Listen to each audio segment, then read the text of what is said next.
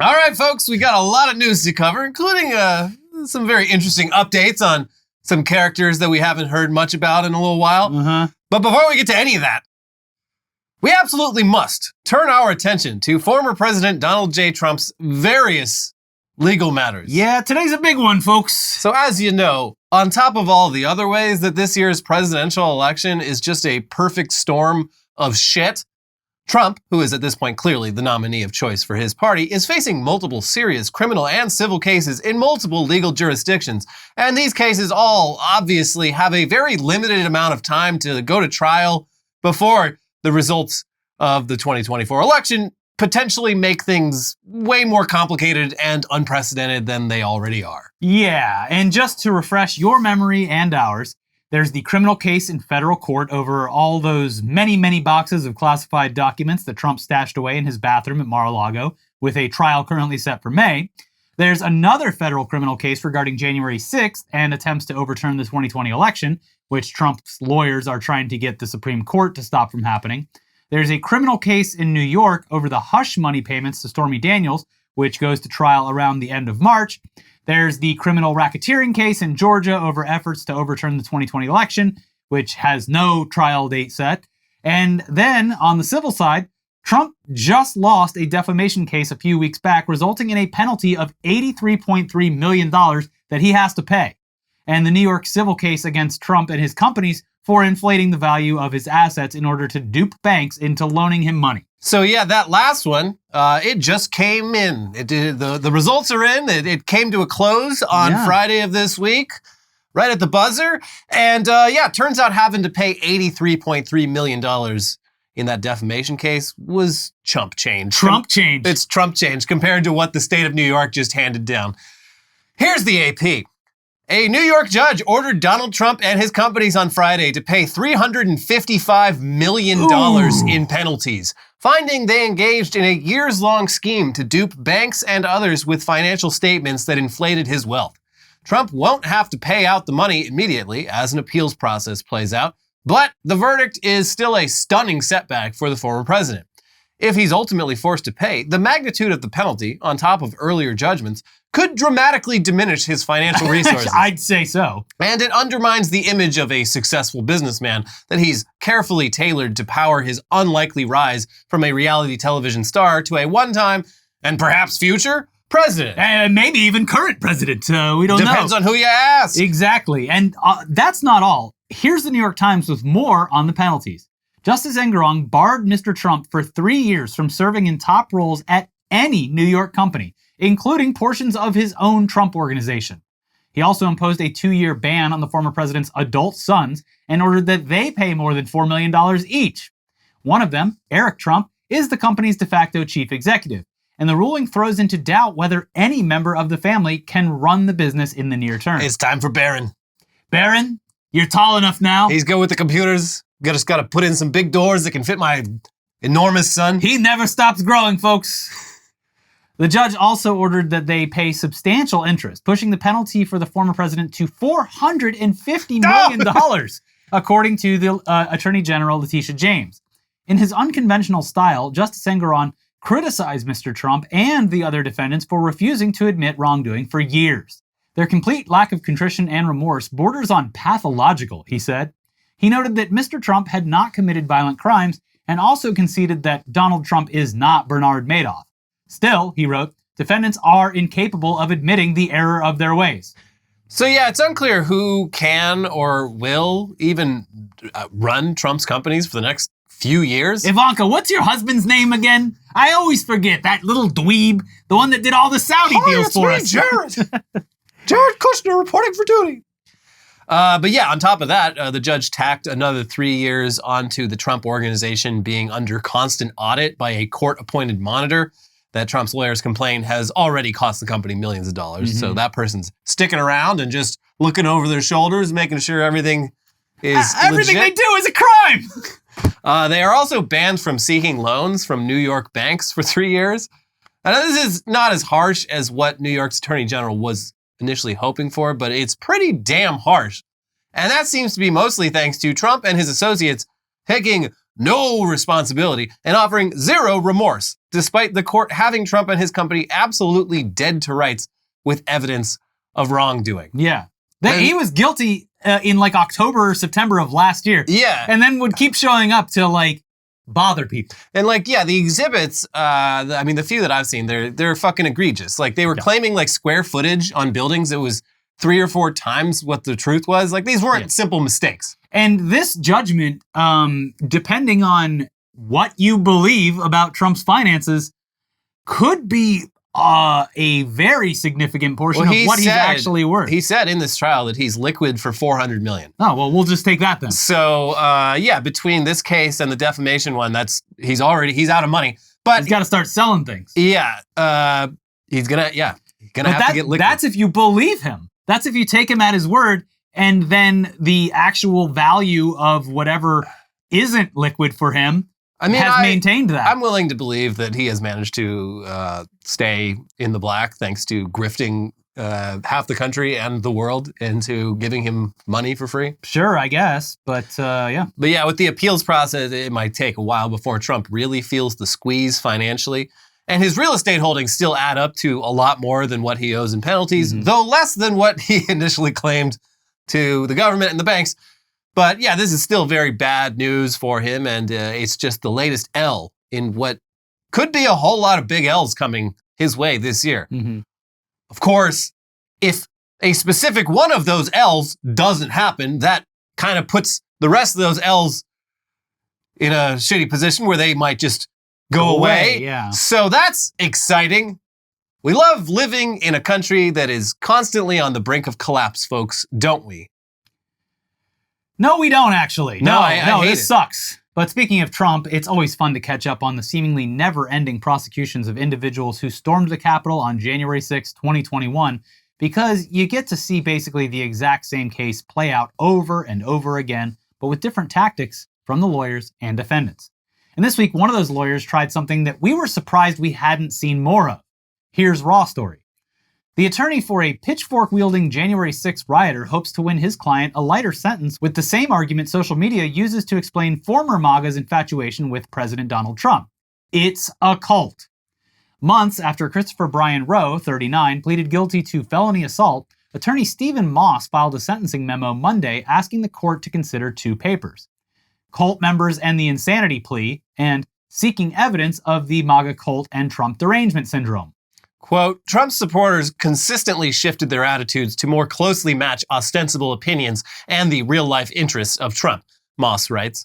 A cult can catalyze the formation of shared psychotic disorder because it involves a dominant, charismatic leader who dictates the beliefs, actions, and behaviors of followers.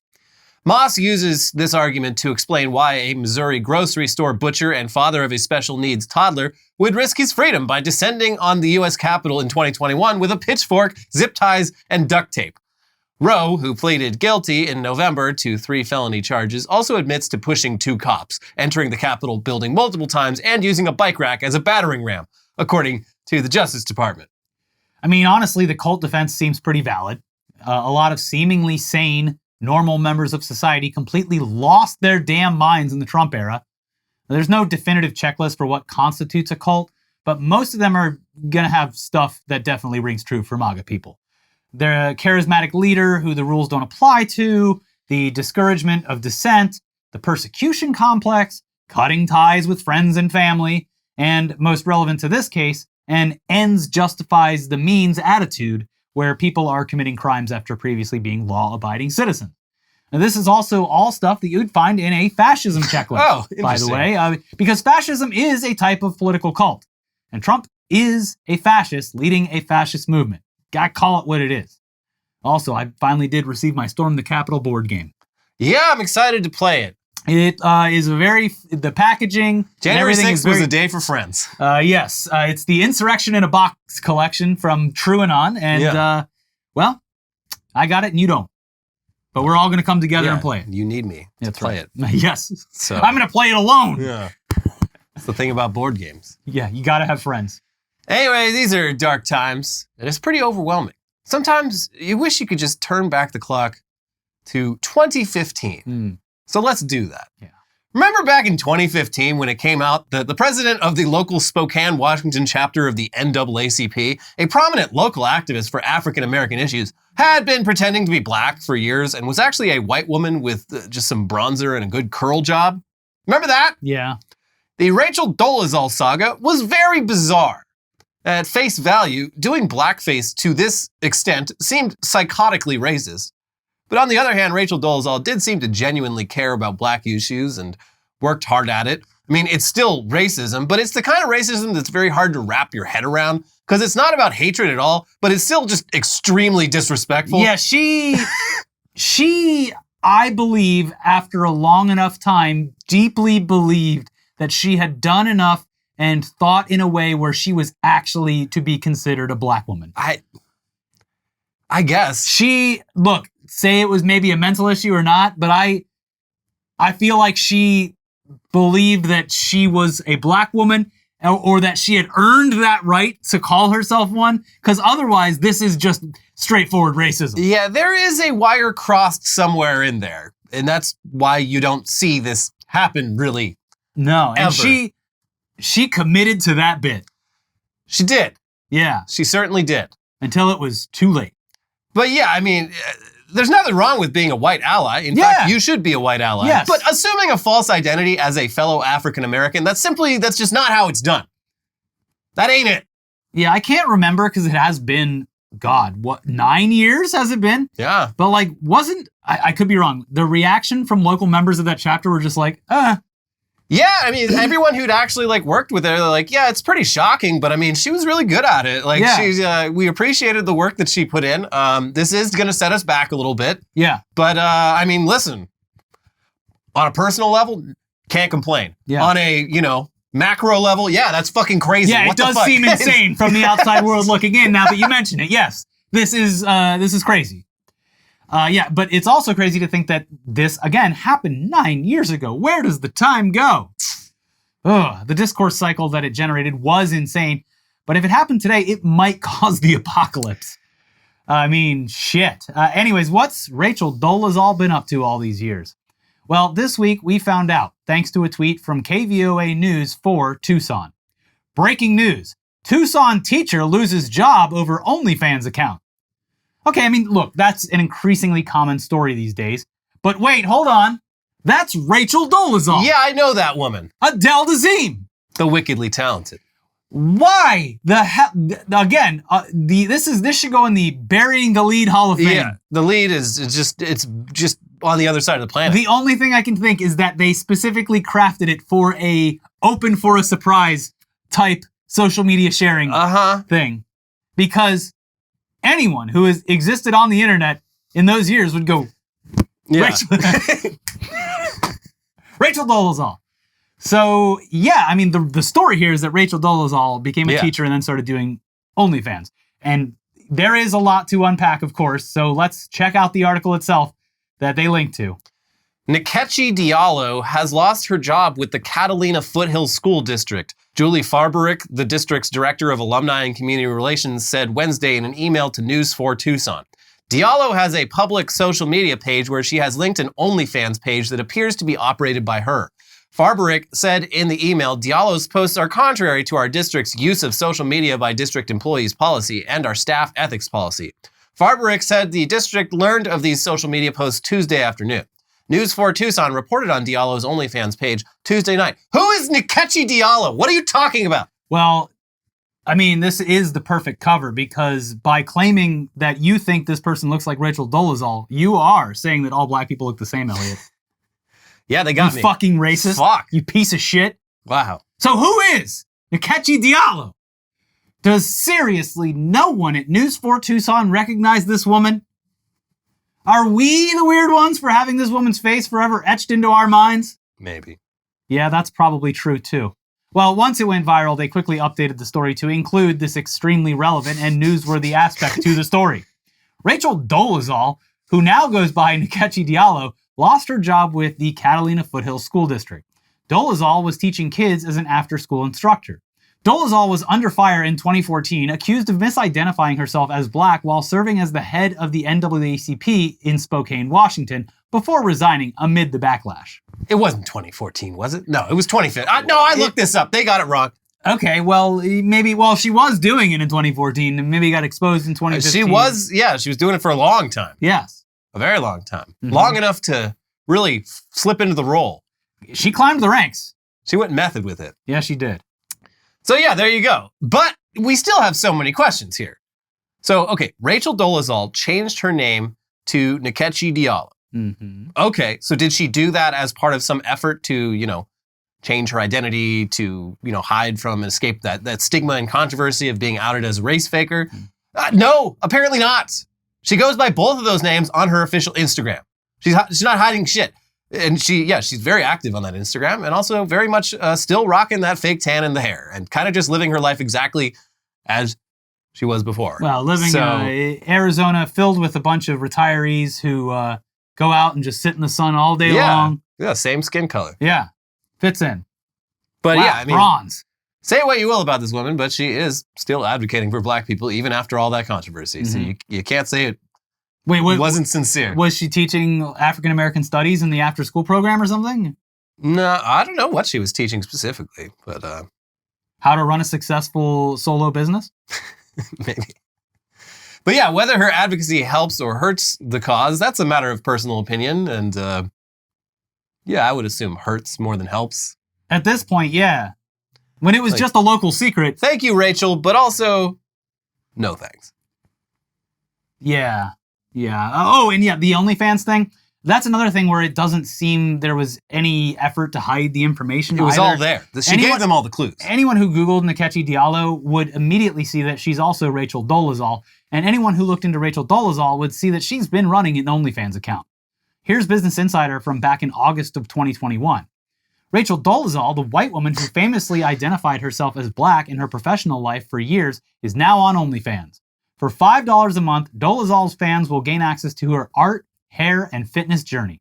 Dolezal said in an Instagram post that her OnlyFans content would be tasteful, a description that implies she won't be posing fully nude or performing sex work. Her posts will include foot pics, hair tutorials, and Monday motivation squats, she said.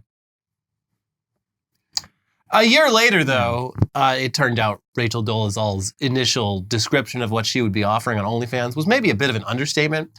And the content was actually a bit racier. And this was discovered thanks to nude and semi-nude photos from her OnlyFans leaking onto social media and reminding people that she's still out there and now she's naked on the internet. So yeah, it's fascinating that it took the school that she was working at more than half a year to realize that Nkechi Diallo was Rachel Dolezal.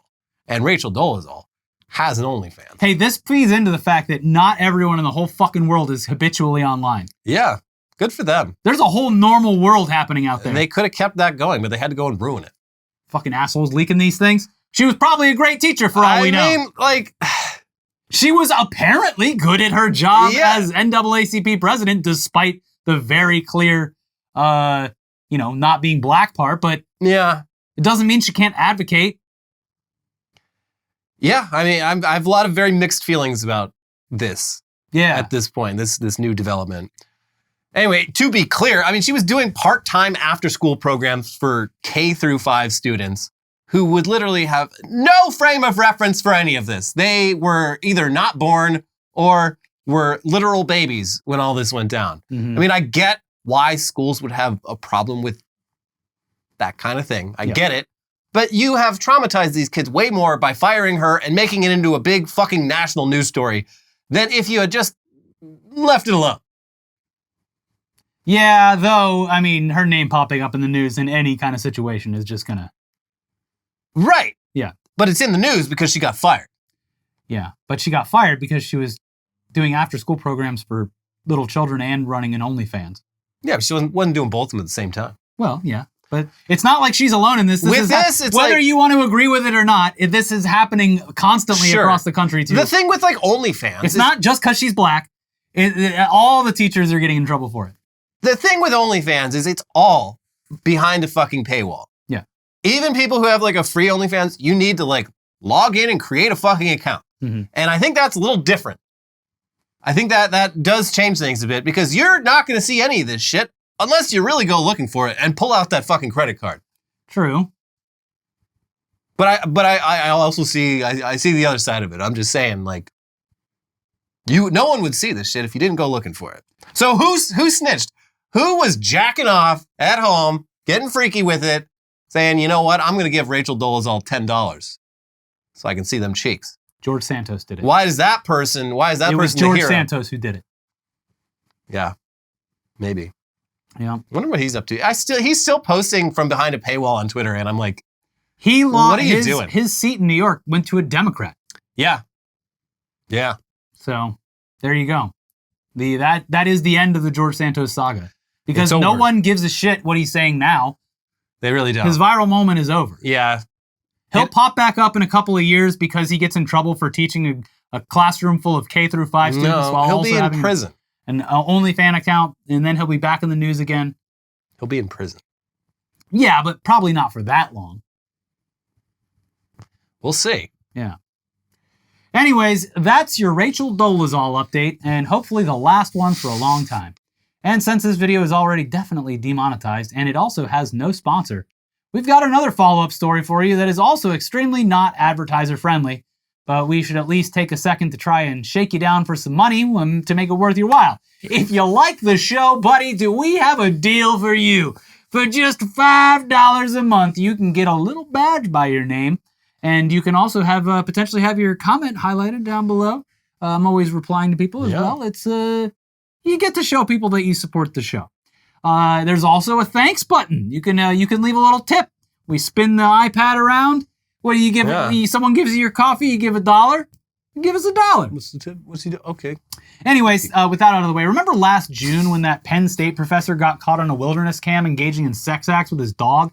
Which, by the way, he explained was just his way of blowing off steam while also begging the cops to just go ahead and kill him. Oh, yeah, that.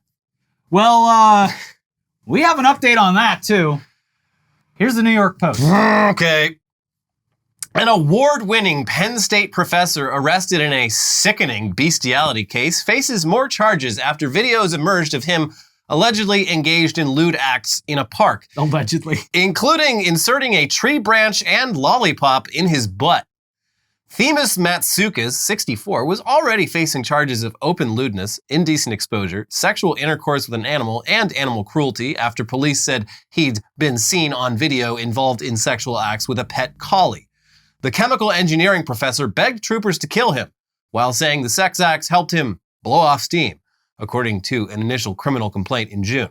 Matsoukas has now been hit with an additional batch of similar charges for other alleged acts from 55 videos found on his electronic devices seized on a search warrant, Fox 43 reported. Ugh. They include videos of the professor naked apart from a ski mask, according to an affidavit obtained by Onward State.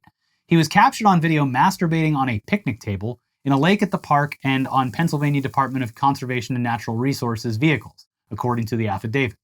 Matsoukas was also seen climbing a tree while naked and inserting a tree branch, a Tootsie Pop, and the control handle of a DCNR John Deere crawler in his anus, officials said.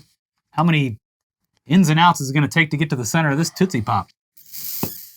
Well, we'll never know, because I refuse to watch this footage. The accused perv also allegedly defecated in public areas of Rothrock State Forest and in a maintenance area next to DCNR equipment, as well as smeared bodily fluids on a glass table at a lease camp, Onward State said.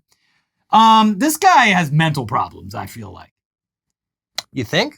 This is, everything from the beginning to the end of the story. I could have told you that the first time, back in June when he fucked the dog. No, I agree. I'm just saying, like, this backs up all of those theories. Yeah, I mean, I guess it would make sense that you catch a guy fucking his dog in the state park. There's probably more there. Yeah. You don't just start doing that. You ease your way up to that. Engineering too many chemicals while doing his chemical engineering. That would be a great defense. Someone get this guy's lawyer on the phone because, yeah, when you are teaching chemistry, you are breathing in a lot of weird shit, and, that can affect the brain. Can make you do weird stuff. People have depraved, illegal things. People have successfully gotten off charges when they prove that they have like a fucking brain tumor and shit. So, just saying, buddy, chemicals. We need to. But you should probably be in jail. Was this guy ever married? Maybe he's Mr. Hands. No, Mr. Hands died. Oh. Remember? What a convenient Got excuse. fucked to death by that horse. No, that's me. Oh, sorry. I'm thinking of the goatsy guy. Oh, Goatsy. Yeah. Anything's possible. But yeah, wow, that's a whole lot. Turns out that the dog fucker was that was just the tip of the iceberg. Pretty big tip though. Like that's maybe the worst of all of it for sure. Yeah. Definitely the worst. Definitely the worst of all of it. Yeah, because the rest he's just doing to himself. Aside from like doing to himself and to official state park equipment. How many people operated that John Deere thing after he stuck it up his ass? Probably one guy, but still. Oh, he's like, oh, that's just Gomez back at the clubhouse. They sometimes wiping chocolate bars on and make fun of me. Yeah, they got me. Yeah. But yeah, again, there is zero chance that this video earns us any money. This is just for you. So if you appreciate the content, every little bit helps. Toss a coin to your maker. What are the makers? Let me see. Did you leave a tip? All right. You broke ass. You stole money out of the tip jar. But let's move on now to the headlines half of the show, which will hopefully be a bit more lighthearted. These are you sure about that? We'll see. But yeah, funniest headlines from the news this past week. These headlines, they're weird, they're crazy, they're wild, and they're probably offensive. Because at this point, who cares? Yeah, who cares? Dad devastated to learn his son is actually his uncle. I'm my own uncle. No, I'm my own grandpa. He's okay. So his grandpa, his girlfriend or wife cheated on him with his grandpa. And he thought the kid was his, but it was actually his grandpa's kid. So your grandpa has a kid, that's your uncle. But that would make him his own nephew? I don't know. I can't do I can't do that. I can't picture the family tree in my head. His wife's his aunt. I can't rotate a family tree in my mind. Yeah. But yeah, some of those branches are stuck up people's asses. Yeah, it gets real complicated. This is yeah. If anyone from Alabama's watching, let us know how this works. Yeah, I think my understanding is you can do it like once. What? What? Oh, I was thinking of incest. Okay. Is that the rule? Yeah, you can have like an incest as long as the incests aren't consecutive. That's when it becomes a problem. Well, you'll have to talk to the royal family because I think I don't know what this is. This is something else. Yeah. If you live in one of the southern states, please let us know how this works. Looking at you, Mississippi. And don't fuck your boyfriend's grandpa. Come on. Yeah, there's a lot going on with this family. Inside Johnny Depp's epic bromance with Saudi Crown Prince MBS. What? Okay. Yeah, I guess they're bros now. They've really bonded over each of them being canceled in their own way. Johnny Depp for being a drunk, abusive spouse, and Mohammed bin Salman for having a man murdered and chopped into little pieces and thrown into a well. So they got that. You know, they're bonding over. Both of them, they were both on top of the world up until everything came crashing down because society is just doesn't want to see each of them for, you know, the goodness in them. Just wants to see the bad. Yeah. So. And Johnny Depp kind of like, it's like he's living that role of Captain Jack Sparrow. So maybe he just like fully embraces it now. It is interesting that he'd spend so much time in Saudi Arabia, being that it's a dry country. Although I imagine if you're hanging out with the royal family, that's not a problem. Press some buttons. But yeah, he's spending they said he spent 7 weeks in Saudi Arabia last year. That's a long time to spend over there. And part of it is like the Saudis are like funding his movie projects now. That's why. It's a lot hard. That's how it started. Like he didn't get cast in anything for like years, and then he was in some like European movie, and even that they're just like, I don't know, we're taking a bit of a risk, and like the Saudis just threw a bunch of money on. They're like, oh, okay, all right, I guess it's getting made. Yeah. And the Saudis, they're like, Mr. Depp, Mr. Mohammed bin Salman wants to hang out, and he's like, wait, what? He's like, I don't know. I mean, he is spending a lot of money on this, and then he's like, fine, I'll hang out with him. And he's like, you know what? We actually have a lot in common, me and MBS. Well, there you go. I'm folks. a little bit rock and roll. He's a little bit. Yeah. Saudi. Chopping. I'm a little bit Saudi. Yeah. I'm a little bit rock and roll. I wonder if Mohammed bin Salman is a big fan of the Hollywood Vampires, Johnny Depp's rock and roll band. Probably. Yeah. Seems like We're going to make a Viper room right here in Saudi Arabia just for you. That would be cool. You can play every night. And that's like one thing, that seems like something the Saudis would do. They always got these like really big ideas, like recreating the Sunset Strip in Saudi Arabia. Like that seems like something they would absolutely But only do. during the 80s. It has to be the Sunset Strip from the 80s. Yeah. That's pretty easy compared to their other plans for like building a giant futuristic city in the middle of the desert. Yeah. Or my favorite one of theirs is they want to build a city called The Line that's like, oh, it's just one straight line? It's a straight line across the desert, like 1 kilometer wide and like hundreds of kilometers long, all connected by one set of train tracks. Perfect. And with like 20-foot high glass walls. Mm-hmm. It's the dumbest thing I've ever seen. It's never going to fucking happen. Wow. But every time they post it on it, people are like, oh my God. Now that Johnny Depp's in I don't charge like of the all project. the murder, but MBS, he's thinking. Mm-hmm. This man has been swatted 47 times for making a joke about Norm Macdonald. Jeez. And not even that much of he literally just said like, I feel like people who say they like Norm Macdonald are lying. I don't think he's funny. Sorry about that. And that put him on he's been swatted 47 times. And like because they caught some like prolific swatter recently. Yeah, it was like a some teenager. fucking teenager who was responsible for like hundreds of swattings. Yeah. And this guy was like one of the main victims.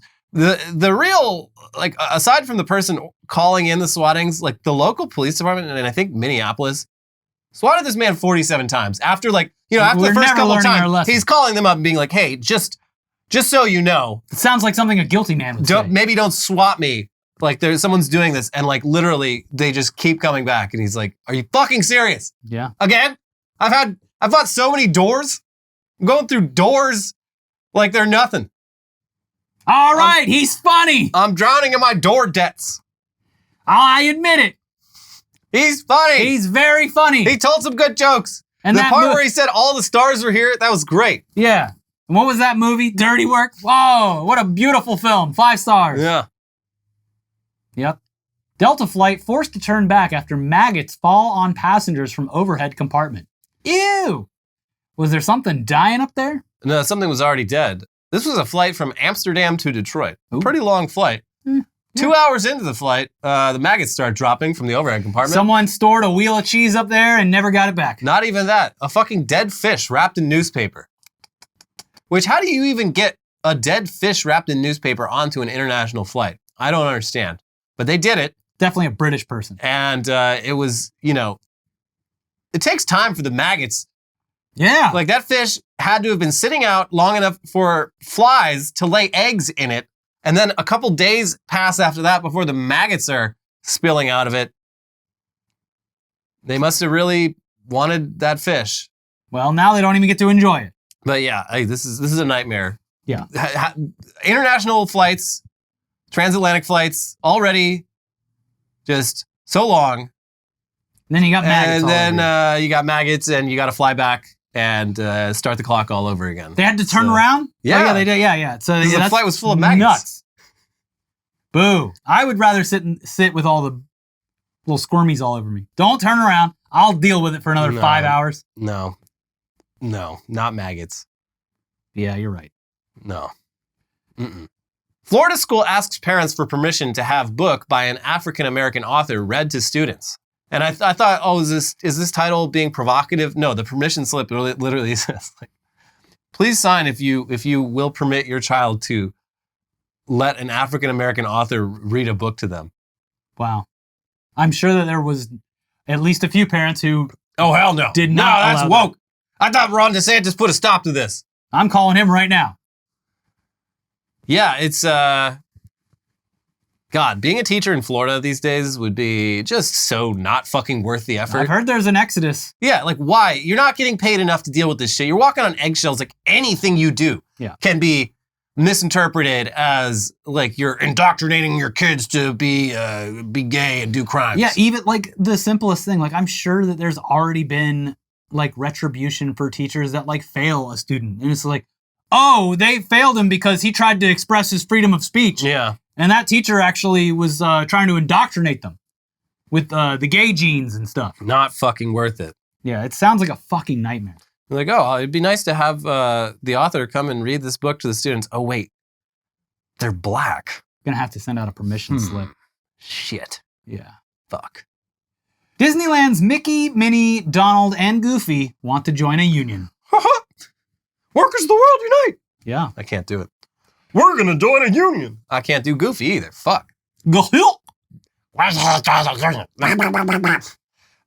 No, it's this is cool. Disneyland or Disney just as a company, obviously, they've been stopping unionization for about 100 years their now. thing. It's they sort of innovated in that field. So yeah, it's cool. I guess the characters in Orlando have been unionized for a couple of years, but this is the Anaheim ones who get paid like the same as the Orlando ones, but the cost of living in Anaheim is like significantly higher. Yeah. And they're like, yeah, summer's coming along.